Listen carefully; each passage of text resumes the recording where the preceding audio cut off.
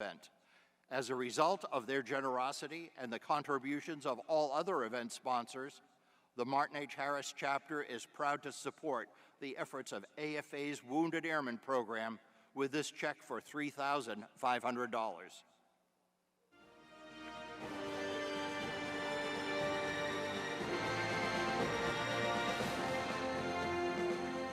With this year's donation, the Martin H. Harris chapter's cumulative donation amount to the Wounded Airmen program totals $17,000.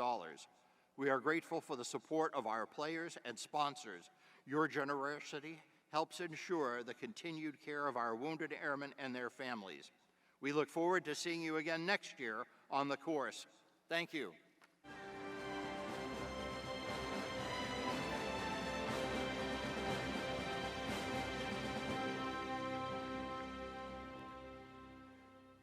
In concert with the Air Warfare Symposium theme each year, the Martin H. Harris chapter of the Air Force Association recognizes outstanding contributions made by Air Force individuals, organizations, and industry. Our tradition continues now for the 36th year. Recipients are honored with a presentation fellowship in the Air Force Association and recognized here on stage by leaders of the United States Air Force and the Air Force Association. Would Secretary Barrett, General Goldfein, and Chief Master Sergeant of the Air Force, Khalith Wright, please join Sharon Branch on stage for a formal presentation.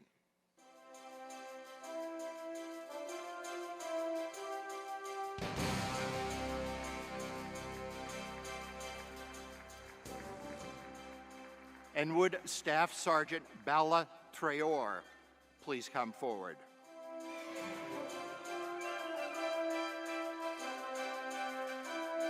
The 321st and 621st Air Mobility Operations Squadrons are Air Mobility Command's premier 9/11 Force of Operations Command and Control experts.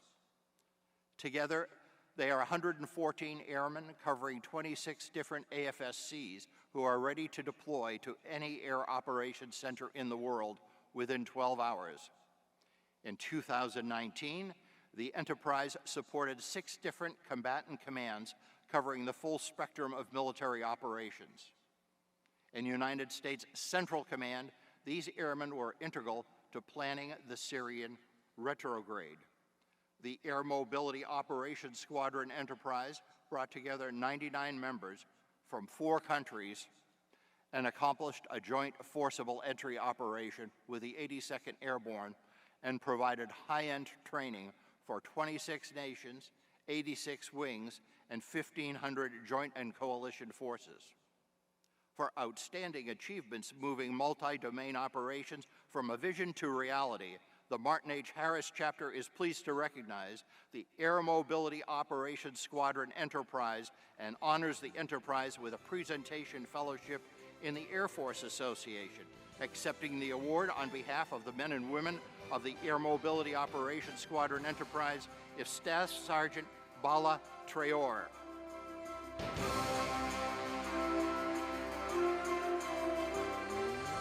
And would the members of the Air Mobility Operations Squadron Enterprise that are here with us today please stand for some well-deserved recognition.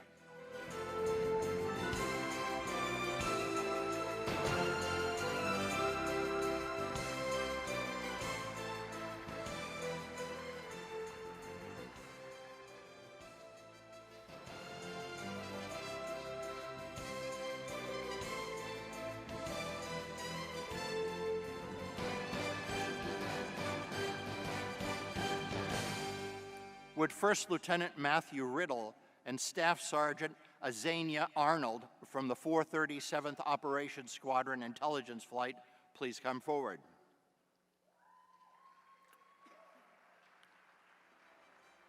Over the past year, the 437th Operations Support Squadron Intelligence Team has pioneered the utilization of near real-time ISR tools, creating a rapid intelligence flow, or RIF, fusing multiple data sources, secure communication methods, and emerging intelligence analyst methods.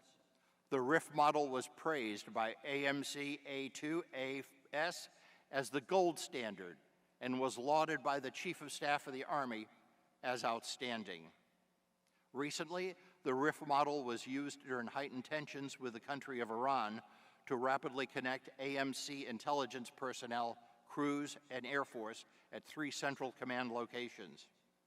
The work of the 437th OSS intelligence flight from worldwide air-to-ground operations to space to cyber integration made significant improvements to the air mobility mission and the Air Force as a whole.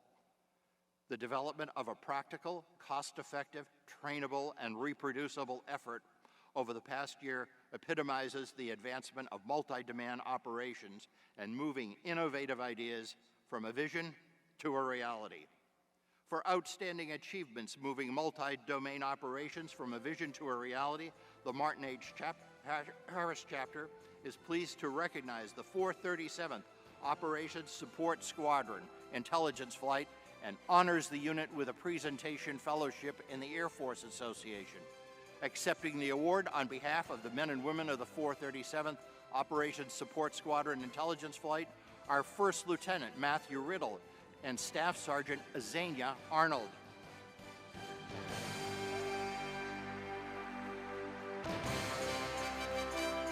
And would the members of the 437th Operations Support Squadron Intelligence Flight that are here with us today please stand for some well-deserved recognition.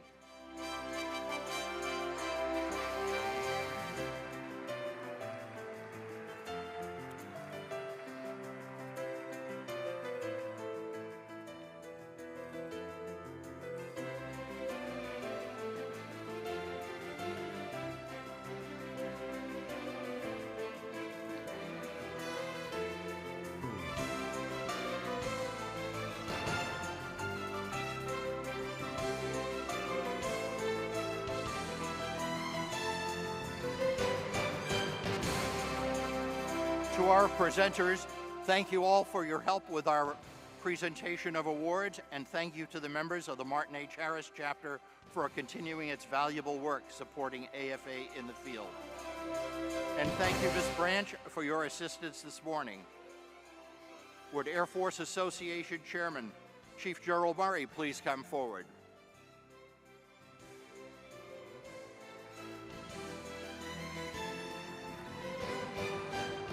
And would the members from the 1 Charlie Command and Control Battle Management Group please come forward?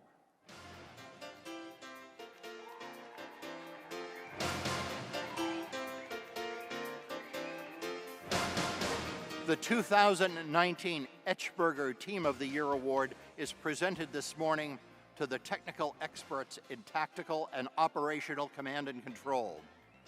They support combat operations worldwide at the highest level. Their work in mobile and stationary radar units provide the Air Force battle management capabilities to AORs ranging from homeland defense to combat operations around the globe. The operational effects provided by the Command and Control Operations Group is unparalleled. For outstanding achievement made by a team within the Air Force Association is pleased to recognize the 1 Charlie Command and Control Battle Management Operations Career Field with the 2019 Etchberger Team of the Year Award.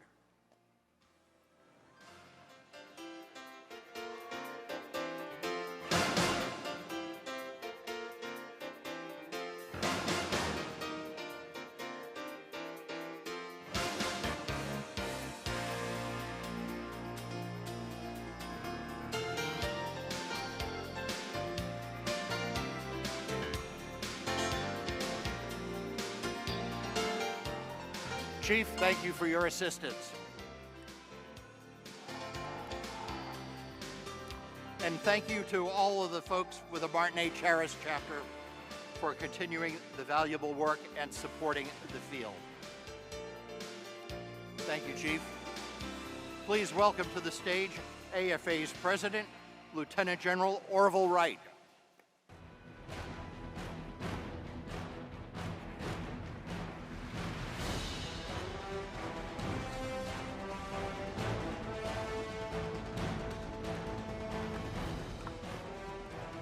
morning. That's not a great way to start the morning. I don't know what is. God bless our airmen. Well, this morning we have the opportunity to welcome back to the stage a real rock star of our Air Force. I'd like to encourage everyone here today. Also, please stop by your AFA booth to support our airmen and families. And if you're not a member, this is a good opportunity to do this. Join up and join the fight. Membership is half off during the symposium, and please, we could use your help, and we could certainly use your leadership. Without further ado, please welcome to the stage Dr. Will Roper. Since Dr. Roper wasn't here yesterday because he had to testify before Congress, he may not be aware of our gift for speakers this year, but believe me, the Crazy Socks deal, starting last fall and leading and going on today, is all Dr. Roper's idea. So thank you, sir, for being here, and thanks for your leadership.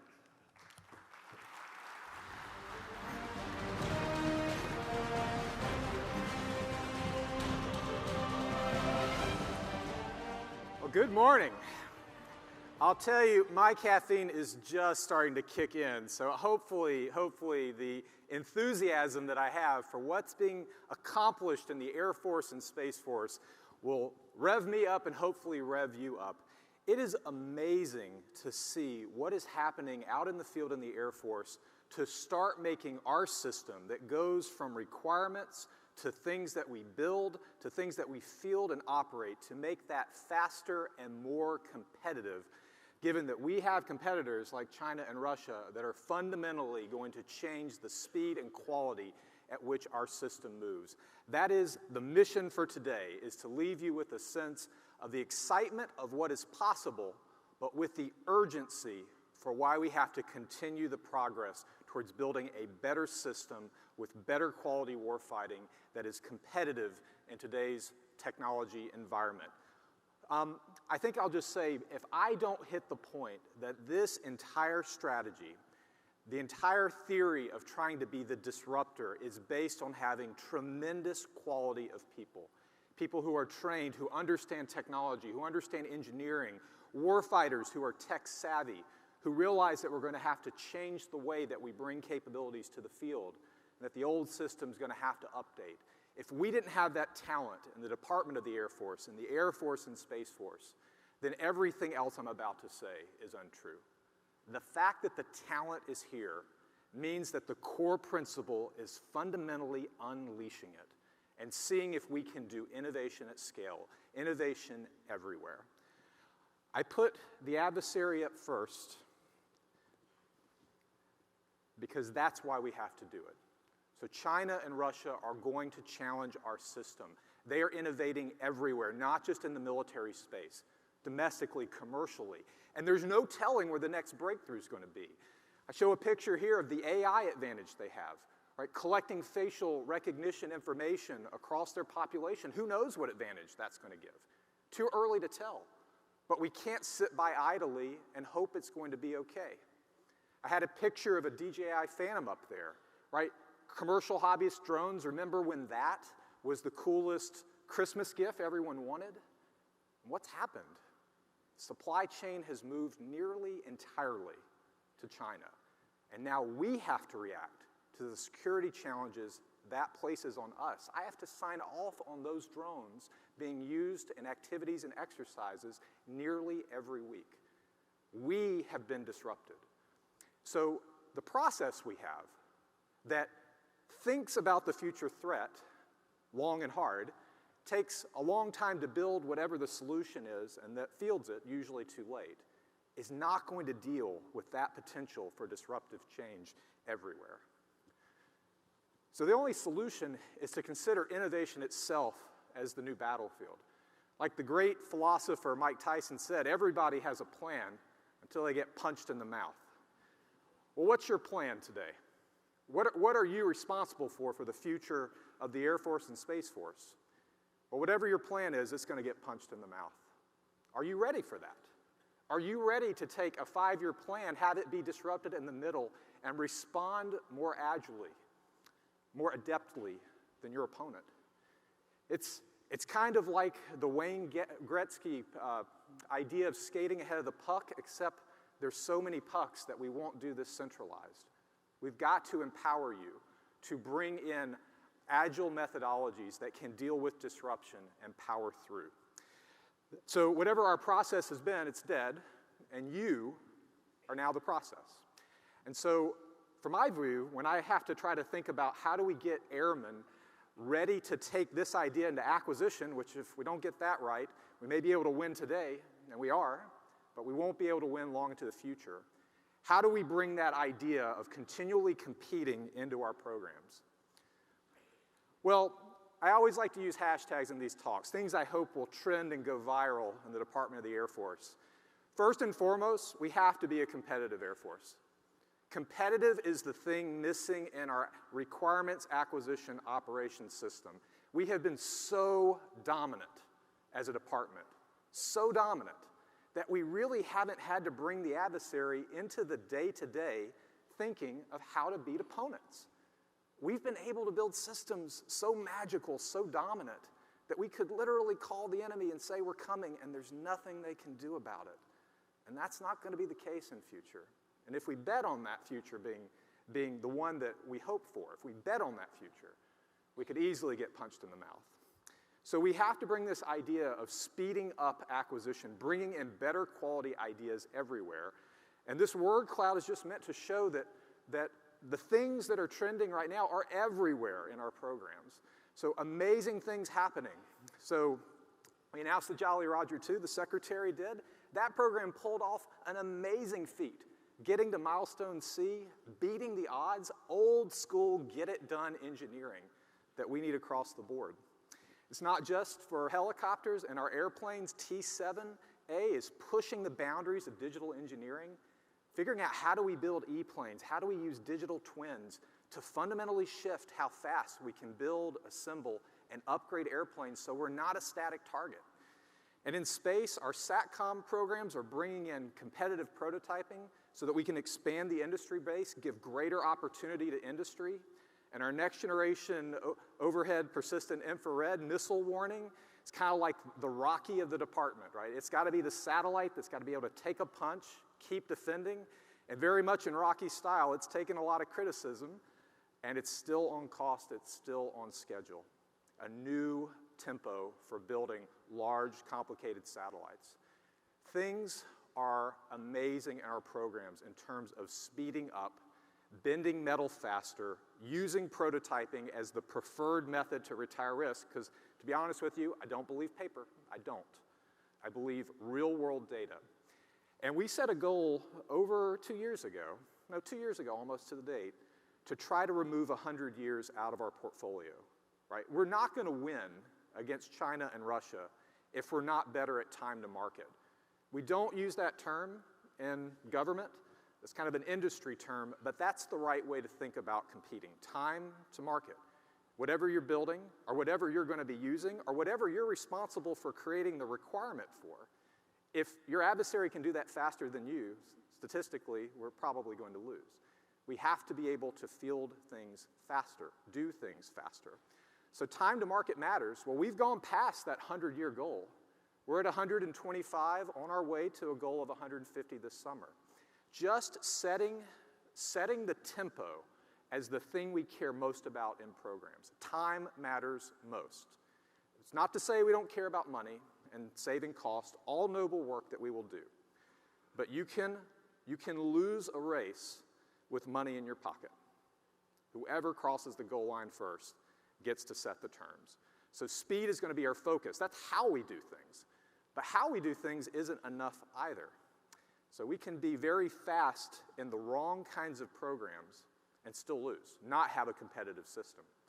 What we do and who we do it with matter equally as much. And so I'm really excited that the Air Force has been able to take on this idea of competition at scale. That means we can now do different things. We've opened up the aperture. We've delegated authority to the lowest possible level. I've delegated every authority I'm legally allowed to delegate, and if Congress would give me more latitude, I'd delegate more. That is how much I trust the field. We have got to get decision down to the lowest common denominator, own the acquisition OODA loop, be faster at going from a requirement to a system. And we have to do more than that, too. I'm going to hit this theme third, but I'm going to put a little teaser out. So I've talked a bit about going from requirements to systems. But what about opportunities? So, I mean, think about all of the amazing things happening in commercial technology. How many opportunities are there? What does our system do about them? Just kind of stands by, just like we did with the hobbyist drones, right? We stood by and we let the supply chain move overseas. We have to change our system to deal with opportunities. Requirements into programs is not enough. We have to have opportunities that create inspirements, things that warfighters say, I didn't even know I needed that, but I do, because I'm inspired to think about my mission differently. That burden is on us. We will have to understand more than just defense technology. So what we do is the next focus, who we do it with, the last focus, but Air Force, in terms of how we do it, A+. The first, what we do that is going to be super challenging, but also super exciting, is trying to create a connected department of the Air Force, right? I think we all know that we like to make PowerPoint slides in the Pentagon with a lot of systems with lightning bolts between them that are supposed to indicate connecting and sharing data, and none of it's real. But we've been making them so long that I think we almost pretend it's true. And I'll tell you this, in a fight against China and Russia, we are not going to be able to radio and chat our way through the fight. Not in a machine-to-machine world. So the problem we have with building a connected Air Force is we're currently a department of satellites and airplanes, but we're in airplane mode. Almost nothing connects to anything else. Let's see a show of hands. Who, with their phone today, can access meaningful personal information, financial information, bank information, anything of that nature? Who can access that kind of information now? Show of hands. Yep, me too. Who can change a setting, like to their house, control something that's more physical in nature, crank their car? So now you're touching the physical world. Any people like that? A lot of show of hands. You came into this conference room touching the world, right? Data, analytics from companies like Google and Amazon are continuing to improve the way you interact with those systems. You're getting better even just by sitting here. So how could we possibly imagine winning if our warfighters come in from lives where they are connected to almost everything and come into a military where they're connected to almost nothing? And the things they're connected to are human to human, not machine to machine. That is a losing strategy. But Air Force and Space Force, we have struggled with this, right? The internet has happened, and we have not happened with it because our process isn't good at stuff like this. Now, what I want to do in this section is get past the lightning bolts. I want to arm you to go back to your jobs and explain, no kidding, how is the Air Force and Space Force really going to do this in a way that people will say, that's credible? Well, the first thing, before you jump into the connection, the joint all-domain command and control, the first thing you got to say is you don't get to do any of it, unless you're good at software. And we have been on this software journey, and this is A+++. We have so many of these software factories, organizations that are doing things at commercial speed that we can't put them on one slide. I'm counting over 50. They all have cool sci-fi names. Kessel Run, Kobayashi Maru, you know, Platform One, Space Camp, Ski Camp. I mean, that just popped up, and they're doing amazing work out in Utah. Software is super cool right now in the department, and we have to keep it that way because that's the technology that's going to change the fastest. If we can't move at digital speeds, we've lost. Maybe not today, but we've lost. You have to be good at this first. You can't just jump to the end and say, I want to do artificial intelligence. That's great. I've heard that talking point. I've been in those meetings. I've been in them so many times, I get angry at it. It's like saying you want to understand the Odyssey, but not actually learning Greek, like C.S. Lewis said. You've got to put in the due diligence at being good at software. But even that's not enough. Despite how good and how fast and agile we've become, the world of software has changed even during the time that I've been in this job. So early in, starting Kessel Run, and it now's a 700-person organization.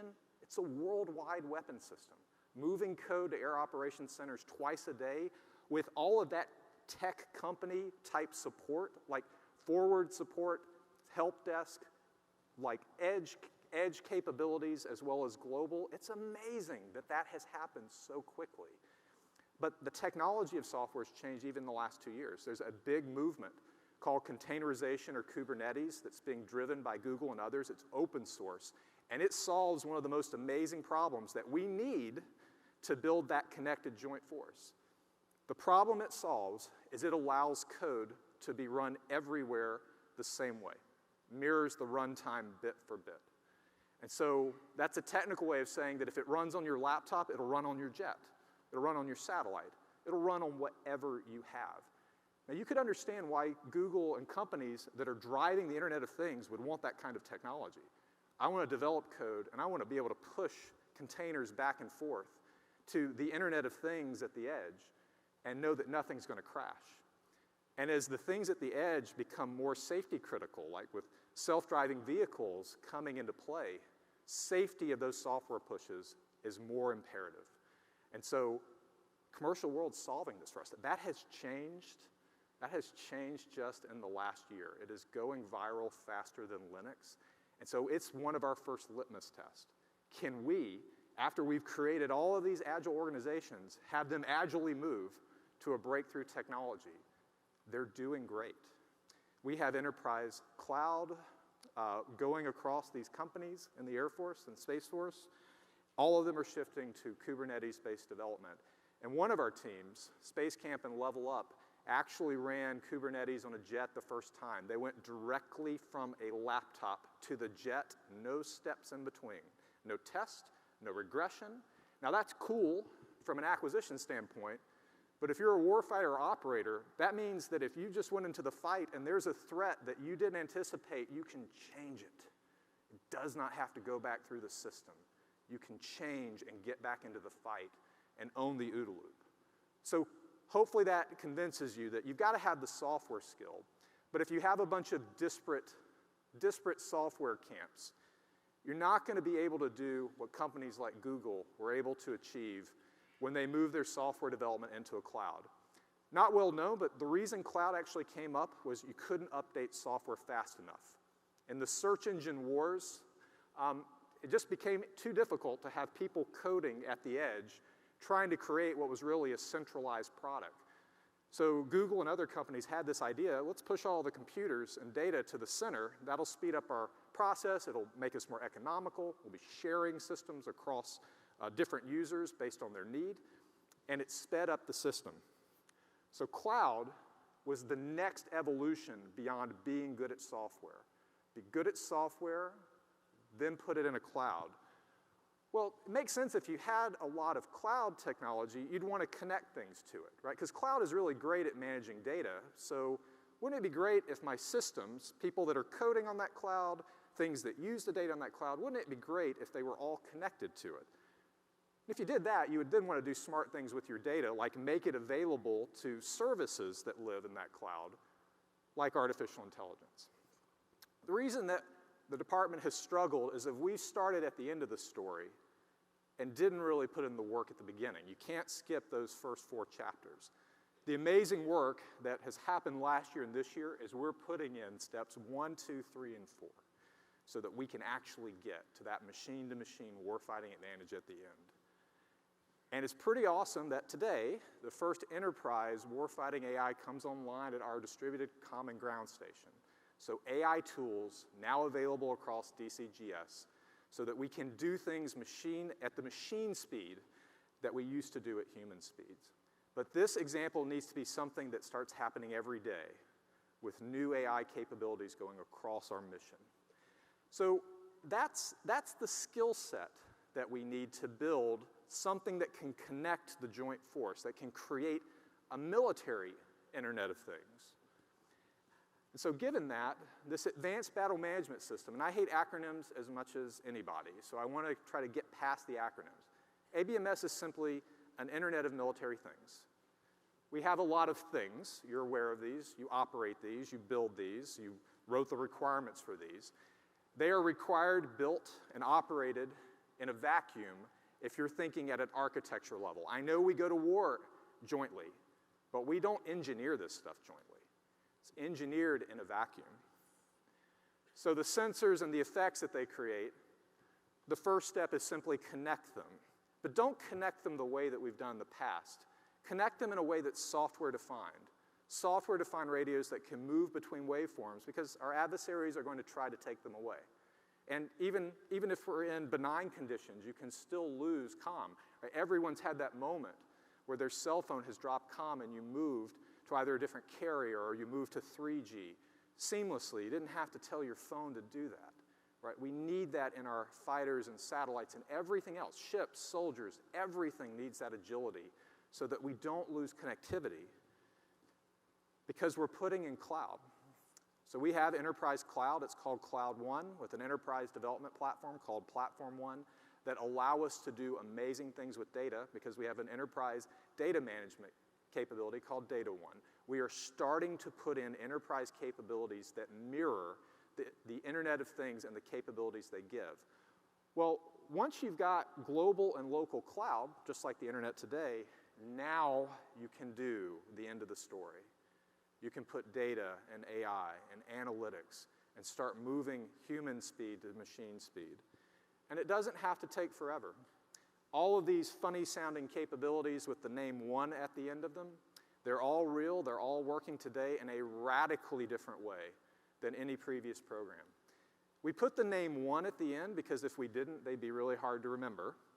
And also, it uploads the right thinking. We want the Joint Force to operate as one system.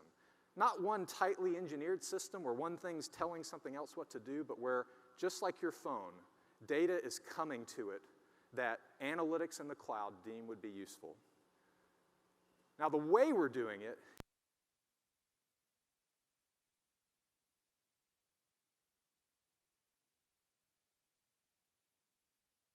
with something that works, you'd automatically know we're going to fail. The best advice we've gotten from internet gurus is push this capability out in thin slices that stack towards meaningful capability. And so, early on, we've just started the program, but we've already gone out in December and done an amazing exercise sponsored by General O'Shaughnessy, a homeland defense exercise where we're doing a surrogate cruise missile takedown. And nothing there is something that you'd want to probably be your end state, but all meaningful capabilities demonstrated for the first time. First time we've connected an F-22 to an F-35. Is it the end state that we want 2 or 3 years from now? No. But it's a foundational layer we can build upon, and we've checked the box for it's been done. Now build on it. Thin slices deployed rapidly. But one of the things I'm most excited about from that exercise, which doesn't get the same press as the F-22 and the F-35 connected by a Skyborg Valkyrie drone, is this picture. So we virtualized command and control and put it in a cloud. So something that would normally sit in a command center, a vulnerable brick and mortar building, was in a cloud that could be accessed by anyone with the right credentials and user privileges.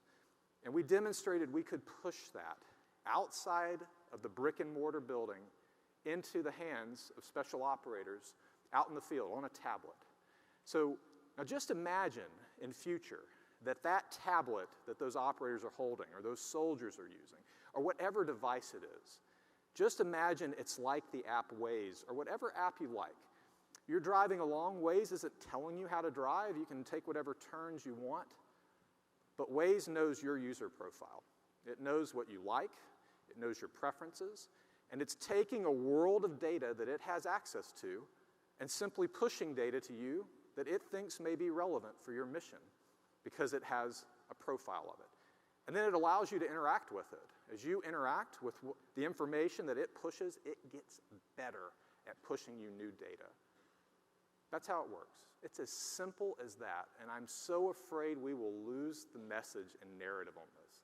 And the acronyms and jargon and complexity of the build, it's a very simple idea that we all live every day.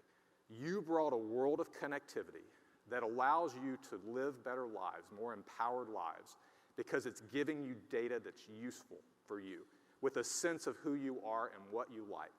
Just translate that from likes to mission, and you've got what Advanced Battle Management System has to be. This is going to challenge everything about our system: requirements, acquisition, and operations. 4-month spirals are going to be brutal on the way we do business today. But I'll tell you what, if we can learn to operate at those speeds, that sounds like us starting to throw a punch in the mouth and the way our adversaries anticipate who we're going to be in future. So, jury's out on this, but what I'm happy about is that we're starting the right way with the right enthusiasm and right talent. So more to follow at future events. So that's what we're doing. We also have to change who we do it with. And this trend, this is commercial. We have to be a better Department of the Air Force at working with commercial tech and commercial tech trends. I think this is often viewed as innovation by the department. This is imperative. This is the thing I worry the most about, and it's because we have significant challenges here. Just this pie chart should scare us. Like 80% of our nation's research and development is not defense, it's commercial. In the Cold War, we were once the majority of it. So we are an increasingly thinner slice of the tech pie. That does not mean that we're getting worse. It just means that there's more technology available today than there ever has been, right? Back in the Cold War, there wasn't the internet, and so 2 people in a laptop couldn't go create new technology in major companies of the future like Facebook, but now people can do that. There's more technology. But the process that we have is very good at working inside the defense ecosystem, and the way we work with companies continues to shrink our industrial base. Every year, mergers and acquisitions shrink the number of companies that we work with. The small businesses that are working on research and development get bought up by the primes. The primes have to merge and acquire because our programs are too few and far between. It puts so much pressure on our system that only very large companies with broad portfolios can make it decade to decade, because the programs are decade to decade. Decade moves in this chess game is simply not going to cut it in today's world of tech. But because of that, because the moves are decade to decade, and we're working only inside the defense ecosystem, startups don't even come see us. In fact, in many cases, they're devalued if they have a contract with defense. I can't say a more damning statement. The fact that you have money from us lowers your evaluation, says we are losing. Remember, China does not have that problem. They have a nationalized industrial base. Defense, commercial, it's all hybrid, all available to their military. So we're starting behind the starting blocks. We are starting at a disadvantage that we're going to have to think proactively about how to negate. And so the last thing I want to point out before going into how we negate that disadvantage is just simply that tech trends, they can either be positive or negative for us, but the tech trends right now and how we're engaging them are negative. The technologies that are likely to have the biggest impact on national security are commercial. So AI, synthetic biology, medical, things like this could have major challenges to national security. We're watching the coronavirus currently, right? Things like that are kind of outside the way we work with our industrial base.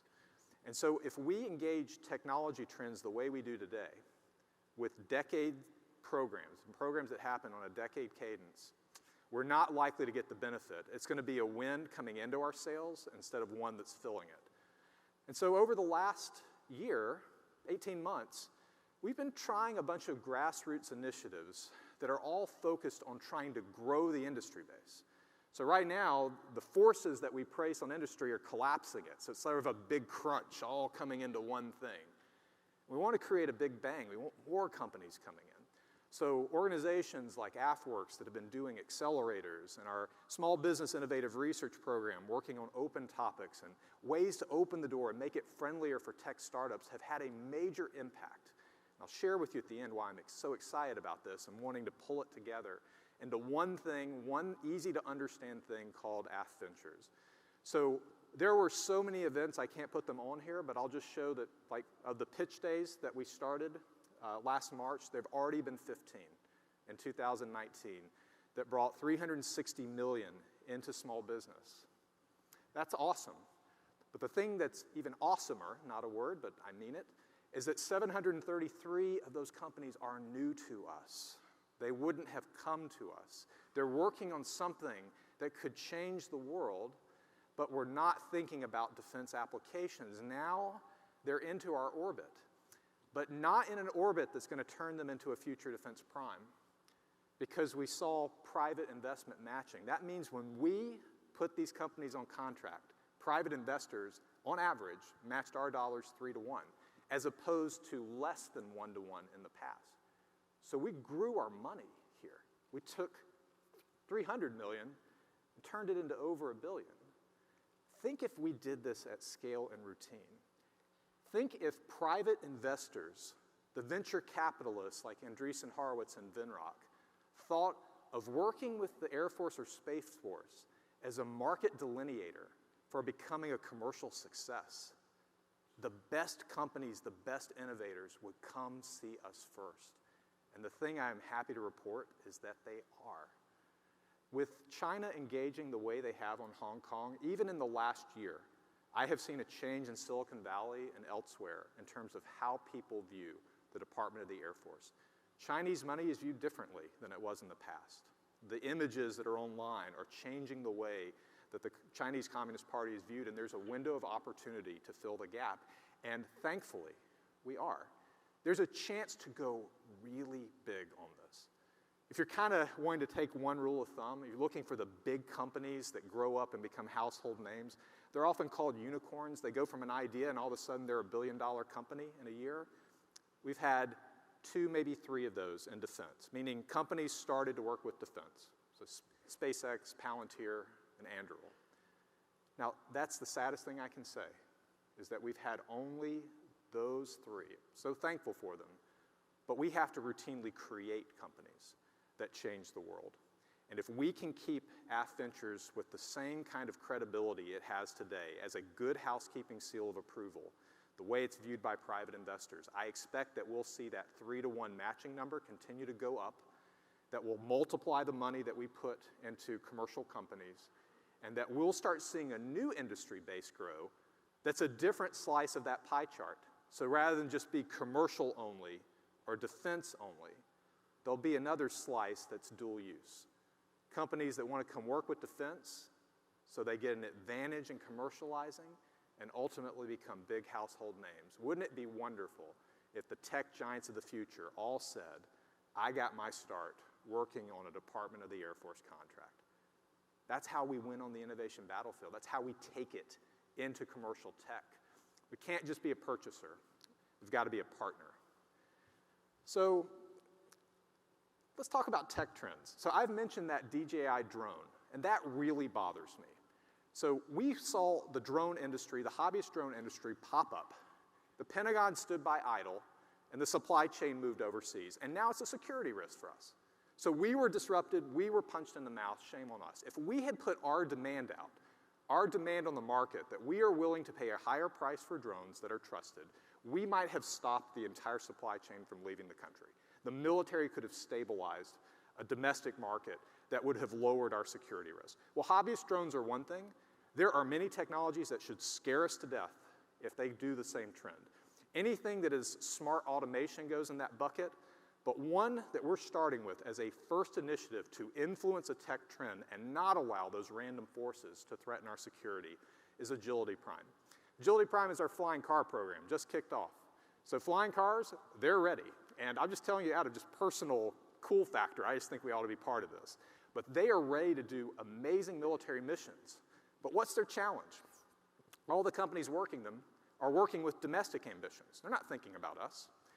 They're having challenges getting certification because who's going to sign off that these things are safe or airworthy? And so we're sitting back watching it, but think about what we represent as a department. We have test ranges that are the envy of the private sector. We have a certification process that is so trusted that when we fly jets over stadiums, no one worries about them. Right? We have a value proposition that is greater than our money. And so what we've done is we've reached out and said, The Air Force is interested in flying cars. We want to explore missions like logistics and rescue and disaster relief. We think we can do them differently when we get out of the two dimensions that we're often locked in into three that have greater flexibility and lower sustainment. The response by private investment has been tremendous. We're running a program that has billions of dollars of R&D backing from the private sector by spending almost no government money. We are putting our ranges, our certification, and the potential for a bill of sale that is so coveted by commercial companies, be that early product market fit, and it is moving the market. If we succeed on this, then this has to become a habit in this department. We have to have people that are tech scouts, looking for trends we can influence, because if innovation is the new battlefield, you've got to look for opportunities as much as risk. What are the things we can bring into support of our mission? The thing I worry, this is a big mission to give anyone, right? It's bigger than what we've been trained to do. We can't just look at threats, we can't just look at intelligence, we can't just turn that into performance specifications and then go out and take 10 years to build something. We're going to have to constantly rethink our plans, rethink our processes, and never be content with the pace that we build things. But I'll tell you this, if you don't get to see these things out in the field, and I know many of us are trapped in jobs where the fire drills of every day take us away from innovation. The leadership in this department is convincing the field in top cover. I see more risk-taking, more outside-the-box thinking, more creativity than I've seen in any organization of this size. We are well on our way to being the innovator in government. We're starting to get that brand. Major tech companies that I probably can't say publicly have reached out saying, okay, you're credible. Let's figure out how we partner in the long term. If we keep this up, our future is exceptionally bright.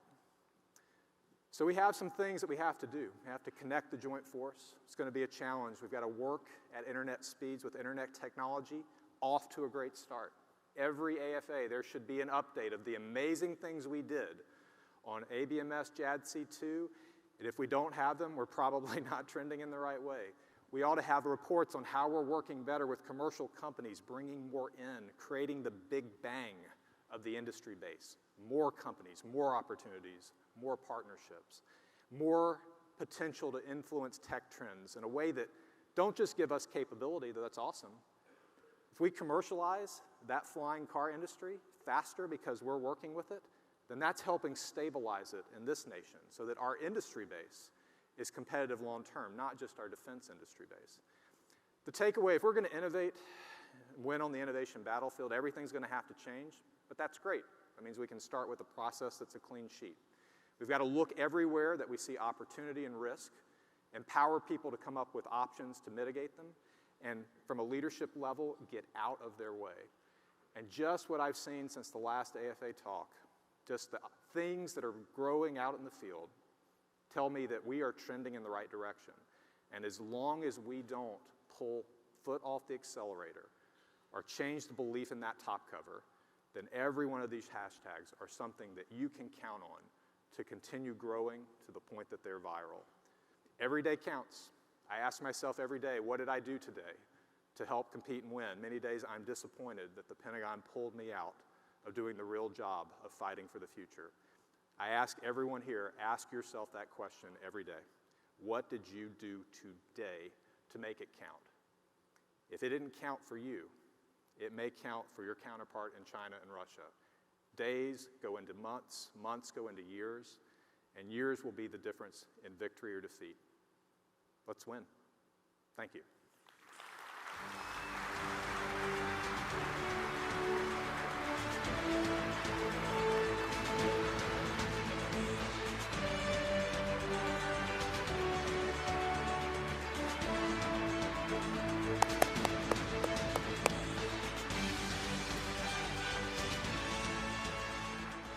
I can only say the Chinese couldn't have ever thought of this, and they're in trouble. Thank you, Dr. Roper.